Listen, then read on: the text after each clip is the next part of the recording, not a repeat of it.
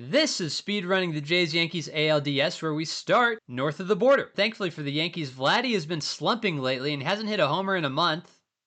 Well, surely that's not a sign of things to come. Vladdy ends up getting a couple more hits for a 3-hit game. Kirk hits a pair of homers. Nathan Lucas has a 3 RBI day, and the Jays take game 1 10-1. Savage is on the mound for the Jays, and he silences the Savages in the box, and he sets the Jays' single-game postseason strikeout record. Judge decides to headbutt a wall for some inexplicable reason, which sets up this Clement 2-run bomb, and from there, things get worse. Fried gets taken out after 3+ innings. Vladdy hit the first grand slam in Toronto Blue Jays postseason history. Dalton Varsho had himself a multi-homer game, and Vlad has his second 3-hit game of the series. The Yankees make the score artificially closer than it actually was there at the end, but the Jays take game 2 13-7. At this point in the series, the Jays have more homers than they do strikeouts. But you know what? In game 3, anything can happen. We're back in the States, and Rodon is back on the mound for the Yank, and he's already allowed a homer to Vlad. The Jays extend their lead, and Vlad has a heroic dive. Judge begins the Yankee comeback, though, with a double, and later he hits the most impressive home run of the postseason that hits the foul pole. Jazz pimps a homer, and the Yankees score a few more runs, and they take game 3, which sets up game 4, where the Jays have a bullpen game,